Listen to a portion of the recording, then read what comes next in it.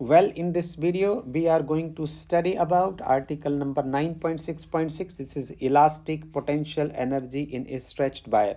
यदि एक खिंची हुई वायर है तो उसके बीच में इलास्टिक पोटेंशियल एनर्जी होती है। तो इस टॉपिक में हम इलास्टिक पोटेंशियल एनर्जी का सोर्स क्या होता है, वो कहाँ स्टोर होती है, उसका मैथमेटिकल एक्सप्रेशन क्या होता है, और स्ट्रेस और स्ट्रेन की फॉर्म में ये रिलेशन कैसे बनता है कि जो elastic potential energy per unit volume है इन टर्म्स ऑफ स्ट्रेस और स्ट्रेन की फॉर्म में हम इसको डिफाइन करने की कोशिश करेंगे। तो हम चर्चा अपनी शुरू करते हैं कि देखिए, for example when a wire is put under the tensile stress. आपके पास एक वायर है जिसकी कोई लेंथ एल है और उसका A B it's cross sectional area, और उस जो तार का ए जो है वो इसका क्रॉस सेक्शनल एरिया है। तो work is done against the inter atomic force. देखिए, ये जो वायर है जब आप इसको खींचेंगे तो इसके बीच में जो एटम्स होते हैं ना, ये वाइट स्पॉट्स को आप बड़े गौर से देखिए। ये जो सारे एटम्स होते हैं ये एक दूसरे के बड़े ही क्लोज होते हैं, मतलब इसमें जो सॉलिड की जो वायर है इसमें बहुत टाइट बाइंडिंग है, as the atoms are very close to one another. अब आप क्या कर रहे हैं, you are applying the force and the work is done against the interatomic force. जो आप जो टेंसाइल फोर्स आप लगाएंगे तो ये जो टेंसाइल अप्लाइड फोर्स है जो आउटवर्ड डायरेक्शन में है, ये इंटर अटोमिक फोर्स के अगेंस्ट काम करेगा। So as the case this work is stored in the wire in the form of elastic potential energy. तो इसके परिणाम स्वरूप जो वर्क डन होगा वो ही इलास्टिक पोटेंशियल एनर्जी की फॉर्म में इसी वायर में स्टोर हो जाएगा। तो आपको ये समझ आ गया कि इलास्टिक पोटेंशियल एनर्जी कहाँ होती है और उसके पैदा होने का कारण क्या होता है। हम यदि मान के चलते हैं कि हमारे पास जो है L is the length of the wire, L is the original length of the wire and A is it's cross sectional area, and I can say यदि हमारे पास बाई जो है, बाई इज इक्वल टू, इसको हम कह दें ये है Young's modulus. This is Young's modulus of elasticity, this is Young's modulus of elasticity. तो हम एक सिंपल रिलेशन लिख सकते हैं। हम जानते हैं जो स्ट्रेस होता है ना, stress is equal to Young's modulus into strain, right. तो ये जो स्ट्रेस होगी वो लॉन्गिट्यूडनल स्ट्रेस होगी और ये जो स्ट्रेन होगी वो लॉन्गिट्यूडनल स्ट्रेन होगी।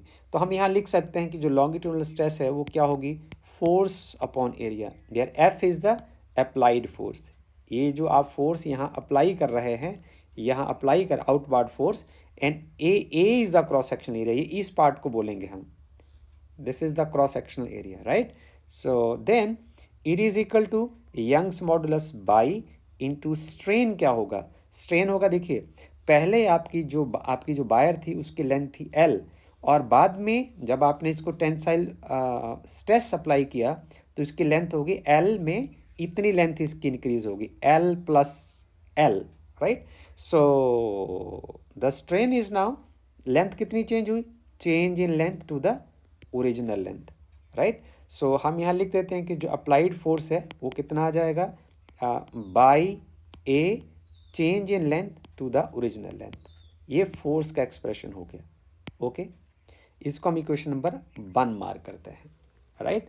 सो यहाँ बाई क्या है, जैसे Young's modulus of the material of the wire, जो आपने वायर चूज की है उसका यंग्स मॉडुलस है।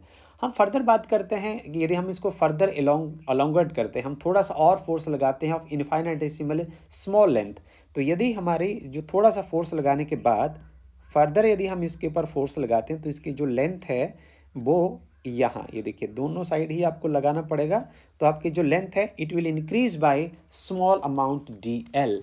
सो हमें कहें कि then for further elongation, for यदि आपने इसको आगे फिर खींचना है, for further elongation of small length, infinitesimal small length, यदि आप इसको थोड़ा सा और खींचते हैं by an amount D L, so work done कितना होगा, सो वर्क डन भी तो स्मॉल ही होगा, सो work done is will be D W, और वो वर्क डन कितना होगा, force into small displacement. This is force, work done is a force into this dot product of force and displacement. So as the force and displacement both are in the same direction, so I can write it now F dl cos 0 degree. So ये आपके पास रह जाएगा D W is equal to force into displacement. तो यहाँ आप इसको equation number 2 लिख दें, from equation number 1 and 2, from equation 1 and equation number 2। तो आपके पास क्या बन जाएगा, this D W is equal to by A L, ये फोर्स की जगह आप लिख सकते हैं, upon L into D L, right. So this is equation number 3। अब आप क्या करेंगे, आपको डी डब्ल्यू नहीं निकालना है, आपको तो कंप्लीट वर्क डन निकालना है। तो amount of work done W in increasing the length L from the wire, the amount of work done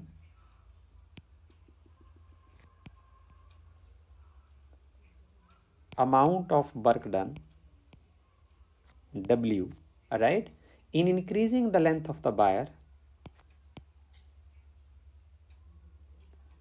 in increasing the length of the buyer, in increasing the length of the buyer, कहाँ से कहाँ को बढ़ाया आपने, from we can say L to L plus L। आप इसको diagram में यहाँ देख सकते हैं, हमारे पास जो ओरिजिनल लेंथ थी दैट वाज L, आपने फोर्स अप्लाई किया, टेंसाइल स्ट्रेस अप्लाई किया, तो इसकी जो नई लेंथ होगी वो L प्लस स्मॉल l होगी। तो L कहाँ से इंक्रीज हुआ, शुरू में L था 0 और फाइनली L जो है वो L तक इंक्रीज हो जाएगा, right. So it increase like that. तो इसको हम लोअर और अपर लिमिट की फॉर्म में अब हम इस्तेमाल कर सकते हैं। हम यहाँ लिखेंगे by integrating equation number 3,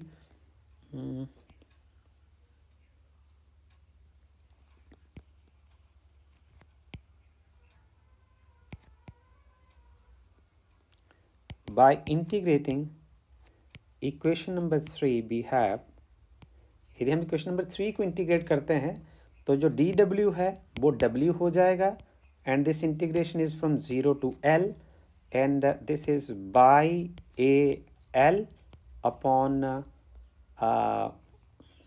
2L, no, upon L into D L होगा, right. So from here on आप कॉन्स्टेंट्स को बाहर ले लीजिए, Young's modulus, cross sectional area, और जो L है it can be taken outside, and you are left with 0 to L, this is L time DL। अब हम इंटीग्रेशन का फार्मूला इस्तेमाल करेंगे। आप जानते हैं कि इंटीग्रल ऑफ टर्म x की n इंटू डी एक्स, ये हो जाता है x की power n+1 divided by n+1। तो आपका यहाँ x की जगह L है और n की जगह 1 है, तो यहाँ आ जाएगा L की पावर 1+1 2 और नीचे 1+1 2 आ जाएगा। तो हम लिख देंगे W is equal to by A upon L, और यहाँ इंटीग्रल सॉल्व होके आ जाएगा L²/2, इंटीग्रेशन का साइन रिमूव हो जाएगा और 0 टू L आप यहाँ लिख सकते हैं। उसके बाद आपको अब अपर लिमिट भरना है और माइनस करके फिर आपको लोअर लिमिट भरना है। तो यहाँ आ जाएगा आपके पास complete work done, this is 1/2 by A divide by L। तो आपके पास फर्स्ट लिमिट है, जो हाईएस्ट लिमिट अपर लिमिट है वो L है, तो L की जगह L भरेंगे L² हो जाएगा, L की जगह 0 भरेंगे तो 0 आ जाएगा। So you are left with W is equal to 1/2 Young's modulus, and then cross sectional area ये आ जाएगा L² अपॉन L। अब हम इसमें क्या करते हैं, थोड़ा सा इसको एक सुंदर बनाने के लिए इसको क्रीम लगाते हैं, हम थोड़ा सा इससे मैथमेटिकल शरारत करते हैं। इसको हम इक्वेशन नंबर 4 मानते हैं। इक्वेशन नंबर 4 को आप क्या करेंगे, आप L/L से मल्टीप्लाई कर देंगे, तो आपके पास क्या आ जाएगा, जो वर्क डन है वो कुछ इस तरीके की शेप ले लेगा। दिस इज़ 1/2 यंग्स मॉडुलस ए, ये देखिए इसको मैंने L²/L लिखा और L से मल्टीप्लाई किया, L से डिवाइड कर दिया, कोई फ़र्क नहीं पड़ा। तो वर्क डन क्या हो गया, दिस इज़ 1/2, ये आपके पास आ गया यंग्स मॉडुलस, और इसको गुणा करके L² हो जाएगा। तो मैं इसको ऐसे लिख सकता हूँ L अपॉन L का whole square, right, into area into length. आप जानते हैं कि जो एरिया को जब आप लेंथ से मल्टीप्लाई करते हैं तो वो वॉल्यूम बन जाता है। सो हम इसको ऐसे लिख सकते हैं W इज इक्वल टू 1/2, जो यंग्स मॉडुलस होता है ना, this is the ratio of stress over strain, right. तो बाई की जगह हम लिख सकते हैं इनटू स्ट्रेस ओवर स्ट्रेन, ऐसे लिख सकते हैं। और आप जानते हैं change in length to the original length की जो रेशो होती है, ये चेंज इन लेंथ हुई और ये ओरिजिनल लेंथ हुई, ये स्ट्रेन के बराबर होता है। तो आप यहाँ ये अंदर वाला जो पार्ट है, जो इनर वाला पार्ट है, ये L/L, ये स्ट्रेन है।